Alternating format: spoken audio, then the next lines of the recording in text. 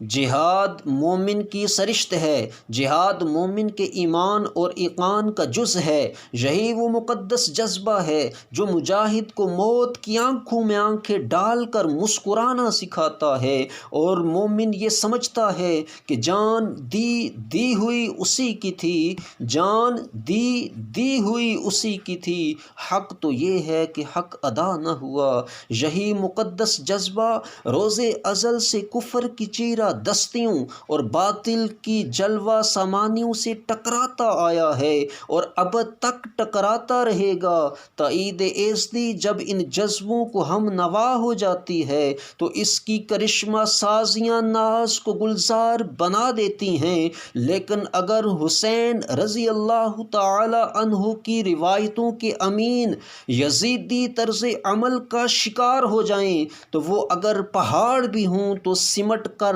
رائی بن جاتے ہیں۔ ہاتھ ہے اللہ کا بندہ مومن کا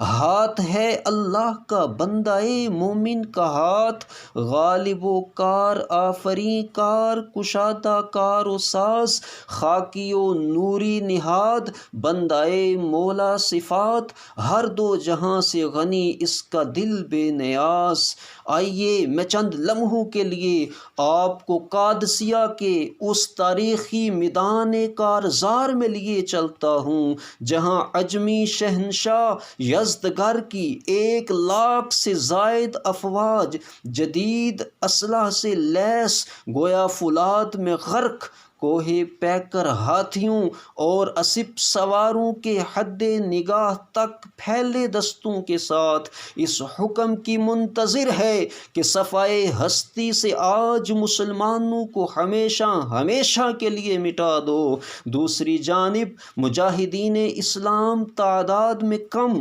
مگر سکون و اطمینان کی دولت سے مالا مال، عزم و ہمت کے پیکر، جذبہ جہاد سے سرشار، مشیت خداوندی کے سایہ تلے، زنگ آلود تلواروں، بسیدہ ڈھالوں، کند نیزوں اور شکستہ تیروں کے ساتھ جب نعرہ تکبیر بلند کرتے ہیں تو ہوائیں تھم جاتی ہیں، فضائیں ساکت ہو جاتی ہیں، چند ہی لمحوں میں جنگ کا نقشہ بدل جاتا ہے اور اجمی افواج کو راہ فرار کے سوا کچھ سجائی نہیں دیتا، جس کے بارے میں علامہ اقبال رحمۃ اللہ تعالی علیہ نے فرمایا: غرض کیا کہوں تجھ سے کہ وہ صحرا نشیں کیا تھے، غرض کیا کہوں تجھ سے کہ وہ صحرا نشیں کیا تھے، جہاں گیرو جہاں دارو جہاں باؤ جہاں آرا، اگر چاہوں تو نقشہ کھینچ کر الفاظ میں رکھ دوں، اگر چاہوں تو نقشہ کھینچ کر الفاظ میں رکھ دوں، مگر تیرے تخیل سے فزوں تر ہے وہ نظارہ۔